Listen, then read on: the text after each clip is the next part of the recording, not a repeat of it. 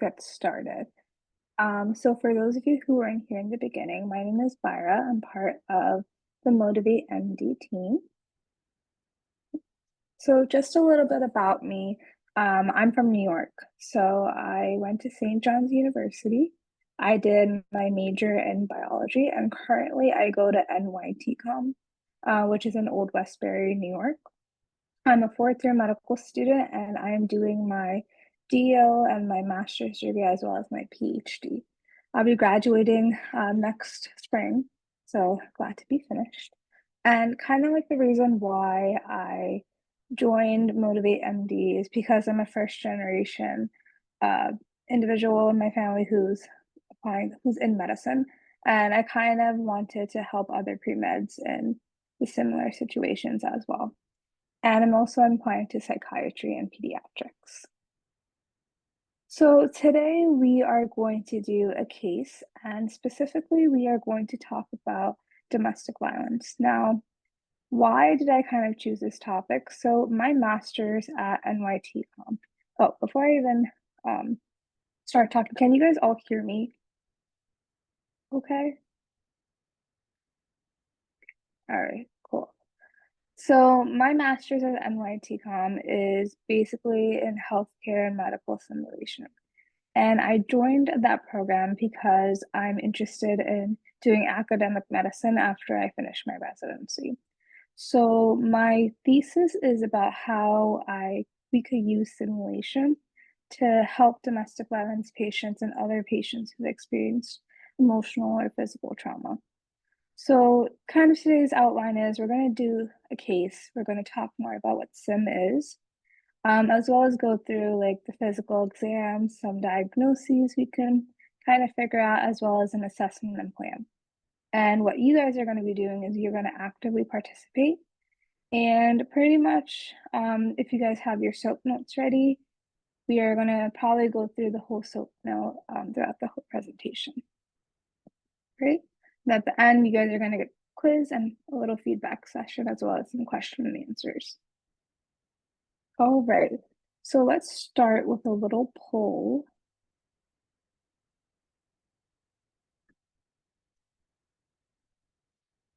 So if you guys are all able to answer it, let me know.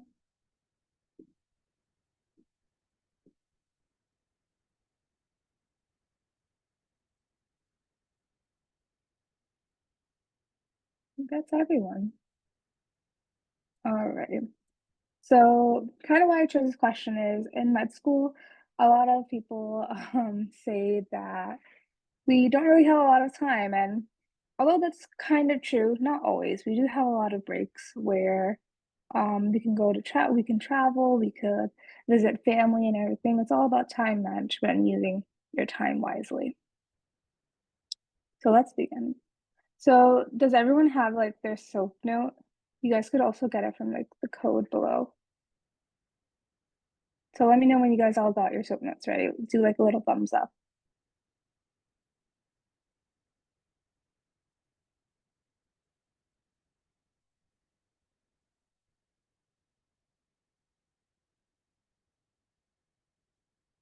All right, you guys are all good? Cool. All right, let's start. So have you guys heard of simulation before?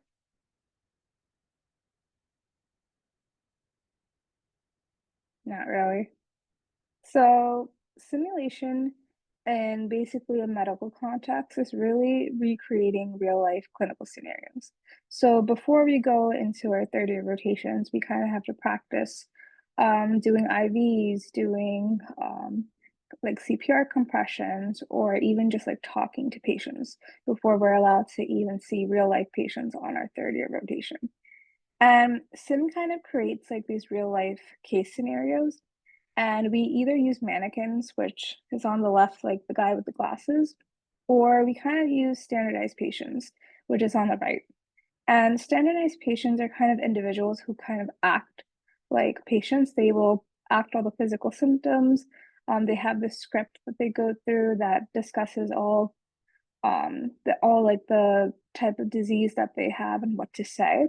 And it really allows us to practice like our question taking, our history taking, as well as our body language and how we communicate.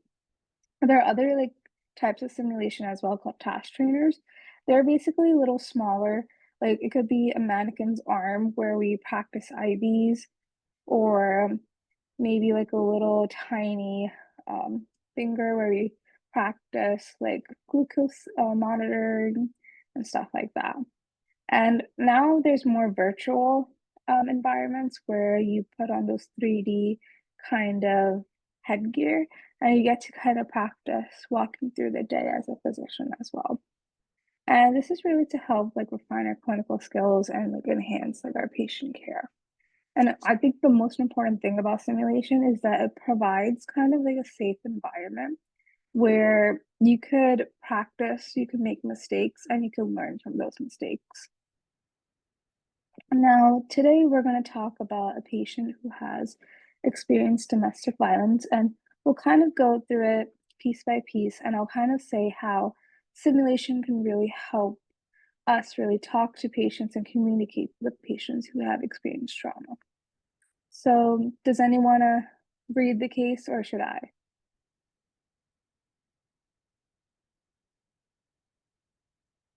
I think I'll do it if that's okay. If anyone wants to do it, just chime in. So we are in a hospital. It's called ER Central. We have a patient named Mina Sean. She's 18 years old, and on the side, you can read through her vitals. And looking at her vitals, her height is normal, her weight is normal. Her heart rate, she's a little bit tachycardic, which means that her heart rate is a little bit higher than the normal range that it should be. It should be between 60 to 100. And her respiratory rate, which is the amount of time she's taking breaths in and out, it's a little bit higher than the range that's supposed to be, which is between 14 to 22. So, based off of this, you can kind of see that she's kind of anxious based off her vitals, or she's nervous about something, or she was rushing in. So, let's go through her chief complaint. Her chief complaint is she's saying that she's having pain along her ribs. And you are basically a med student now, like all four of you guys, and your attending tells you that the reason for her visit is that, she's an 18-year-old female. She doesn't have any significant past medical history. She comes to the ER with bruises on her wrists and rib cage. And when she's questioned about the bruising, she says that she fell during gym class about 2 days ago. So this is kind of like the initial part of whenever you introduce yourself to a patient, you kind of want to get a little summary of what's going on. So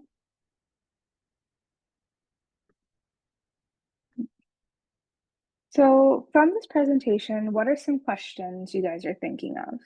You guys could type it in the chat too. You guys don't have to unmute, unmute yourself and speak. But what are you guys thinking?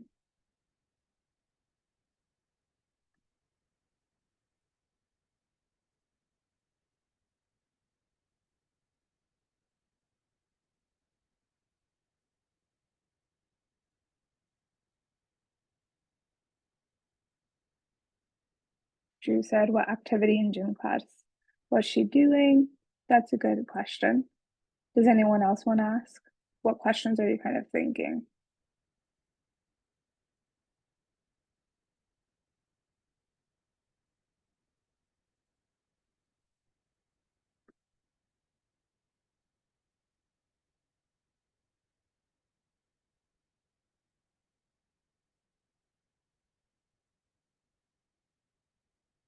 Well, let's go through them. Let's see. So, when the injuries occurred. So, we did say that that occurred 2 days ago. How did they occur? So, basically, what activity they did in gym, or like where what happened, how the injuries look like. So, bruising could be like various stages. It could be large bruises, small bruises. It could have indentations. There's different types of bruising that could, you know, it could kind of, those are also, you have to describe like the colors as well when you document. And one question that we should ask is, how did she get to the hospital? Did someone drop her off? Did she come here by herself? Those are some questions that we kind of do have to think about when a young patient, especially a patient who is not, she's an adult, but in this case, she's still in high school. We kind of want to see what her social life is, her lifestyle is in this case. And is she having any complications due to her injuries? Is she having trouble breathing? Is she having chest pain? Is she feeling dizzy? Those are important questions we have to follow up with. But the key component to anything is observing the patient, looking at her bruises, and really asking, are these injuries accidental or non-accidental? So those are kind of like the important things that we kind of look through. Oops, okay. So we can kind of go through her subjective, which is basically the first part where we ask about her past medical history, her medications, and other things that, are relevant to her health. And as Drew said, what activity was she doing? She states she fell while playing basketball at school, and the injuries are not really bothering her. So, and she's not really having any complication, but she really declines to answer any other questions pertaining to the injury. So, typically, patients who have experienced trauma or any type of violence, they are not very open to answering a lot of questions because they could re-experience that trauma. So they might be quiet, they might not speak up as much, but this varies depending on the patient and themselves and the level of trauma they have experienced. She denies any past surgeries, which is the second bullet. She takes multivitamins once a day. She has no significant family history, so that's kind of important because bruising could also underline like a coagulation disorder or any type of cancer. Um, some types of diseases can cause bruising naturally. And she has no siblings and she has no children. She eats a well balanced diet, fruits and veggies, occasional fast food. She doesn't have any problems at school and she's doing fine academically, which kind of gives more view of her friends, her social life. She does say that she's sexually active. She uses condoms most of the time. And her stressors are college applications now. She doesn't use any substances, no alcohol, no tobacco. And the last question is really about her relationship status. She says that she has one partner, her boyfriend, and they've been dating for about 5 months. And she states, she feels sometimes safe in a relationship, but he'll get angry after he loses a basketball game. So these are kind of indications that their partner's behavior, when they change, it could be towards them negatively. And this could also indicate that maybe her injuries were non accidental. So here's more of the patient's subjective portion. We do have to ask patients when they saw their primary care. And one reason why is to see if they had any prior labs done to make sure there's no lab abnormalities that could cause the injuries. And she saw her doctor about 1 month ago, and she didn't get her period for about 2 weeks. So that kind of indicates like why is she having some GU problems? We kind of have to figure that out. She her lab states that her CBC was normal, so there's no problem with her red blood cells or any coagulations. But she did have a UTI, and typically UTIs in females who are sexually active and teenagers does indicate that she is sexually active and the UTI could have been caused by that. Now we go to her ROS, which is her review of systems. And all the ones that have the minuses means that she denies them. All the ones that have positives means, she says this has happened. So let's look at the positives. She's saying that she's been having weight changes. And when you ask patients, you should ask if it was intentional or unintentional. Some people go on diets in order to lose some weight. And she lost about 5 pounds intentionally. So this could be because she was working out a lot. It sometimes when you have some mental health disorders, you unintentionally lose weight. And this also goes for the ROS to see if she has any underlying complications from her injury. She denies any shortness of breath, no cough, no chest pain, no palpitations. But in her GU, she does say that she has some vaginal bleeding. So this could indicate some trauma, some sexual trauma or abuse. Now, going on to the physical examination, the first point when you look at a patient who you suspect has been abused by their partner, has been gone through any trauma, you look at their behavior. And for this patient, AAO times 3, she's alert, she's awake, she's oriented, she knows where she is, she knows who she is, and everything. She's well groomed, she's in mild distress, and she appears very anxious and very jittery. So you can tell that she's very nervous. And she's not making any moderate eye contact, which means she's probably looking down, or she's nervous about something, or she's hiding something, or she's just scared. So these are things that you have to kind of look forward to, as well as seeing how she's speaking. Is she speaking very softly? Is she speaking very loudly? These are all clues to see if this patient was abused. The HENT, normocephalic, atraumatic, that's what NCAT means there's nothing on her head, there's no lacerations, no cuts, no abrasions. Her lungs are clear, her heart is good. And then we go to the abdomen. So in the beginning, we said she had some bruises on her ribs. So her abdomen's soft, you can hear bowel sounds in all 4 quadrants, no tenderness upon palpation, but you can see like abrasions on her right ribs. And when you look at the abrasions or the bruisings, you see that they look like shoe markings. So you can tell that this patient was hit or assaulted by someone by their shoe.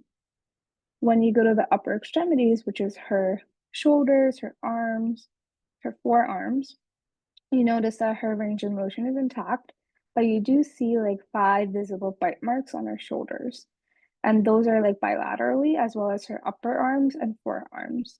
And that's not normal in this case. That is something that usually indicates that someone has been assaulted. And when you go see this patient, you also have to look around their surroundings as well for any patient. And you see that outside it's 90 degrees, but the patient's wearing a sweater. For typically patients who don't want to tell people that they're being abused will kind of hide it through their clothing, through their behavior. Like if they have a black eye, they wear sunglasses indoors when usually you wear sunglasses outside. And you ask about her injuries, you notice that the markings are in different healing stages. So I want you guys to think, do you think these are normal signs, or are these accidental or non-accidental? What do you guys think? You guys could put it in the chat. Are these accidental injuries or non-accidental?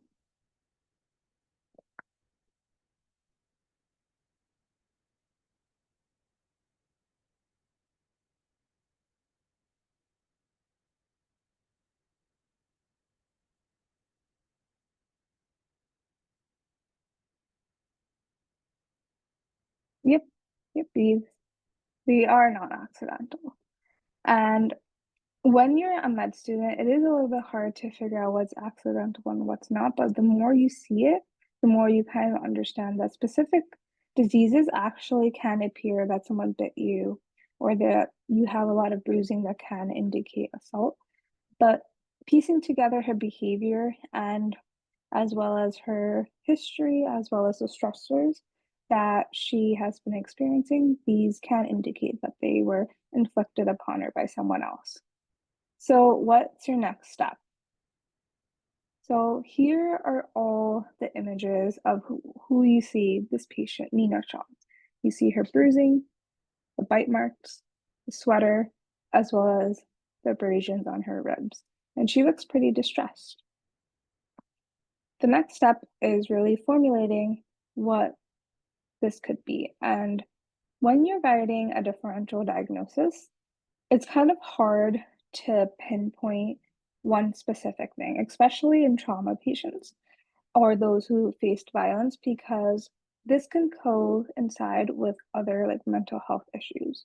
So the first one in this case would be accidental injuries. And we said it was non-accidental, but typically we would write accidental injuries to give it a broader category.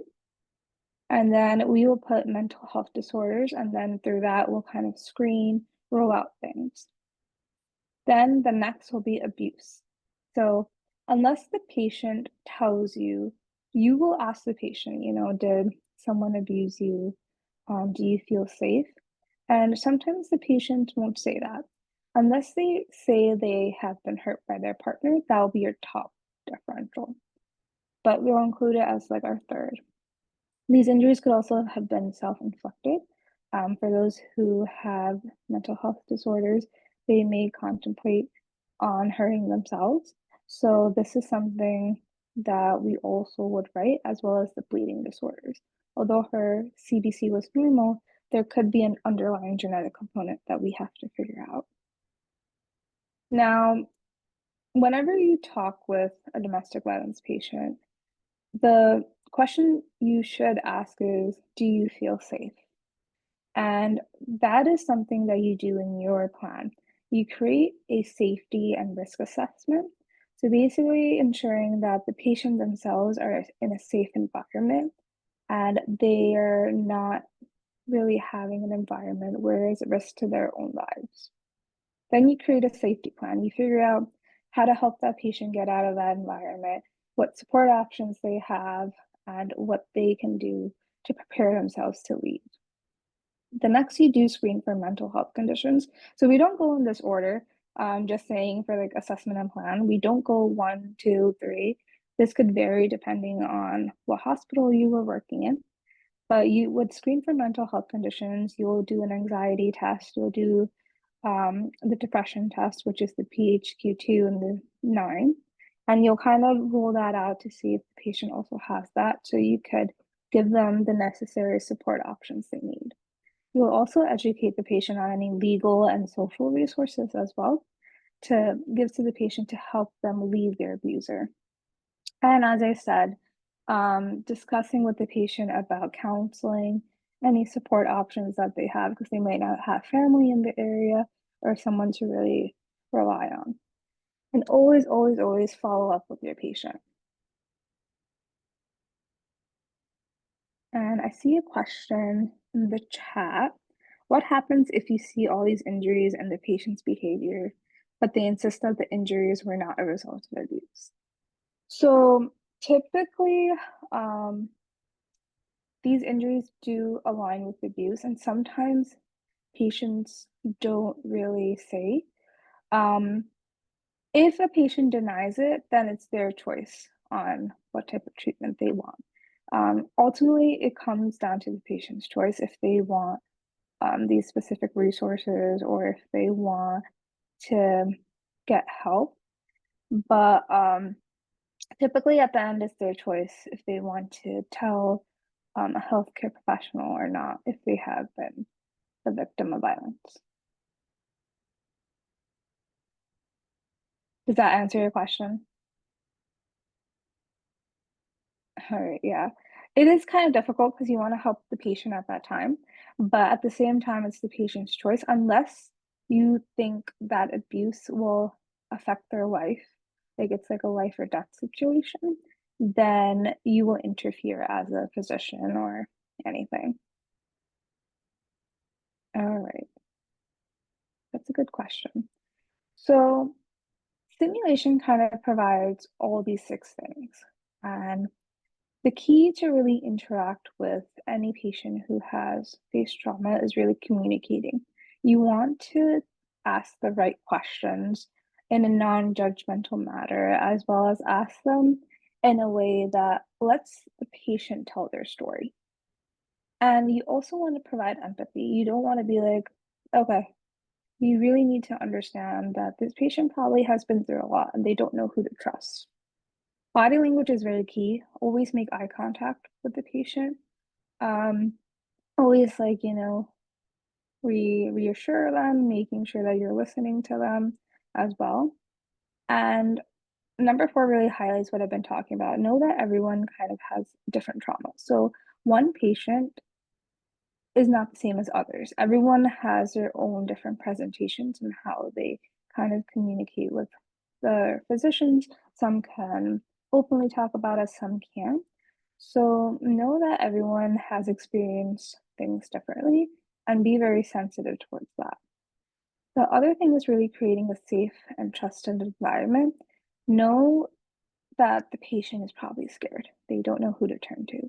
And it's your job as future physicians to tell the patient that this is an environment where everything will be confidential and that none of their information will be released.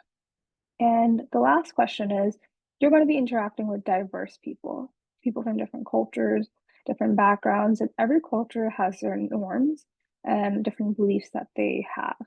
And it's kind of important to take into consideration that those could actually impact their healthcare. So asking the patient, is there any cultural restrictions that you have, or does this plan really help with your lifestyle are kind of important things to include, especially with a lot of minority communities. Being a patient of abuse is kind of looked down upon. So you want to make sure that they're getting care that's related to their own culture as well. All right. So how can simulation really help?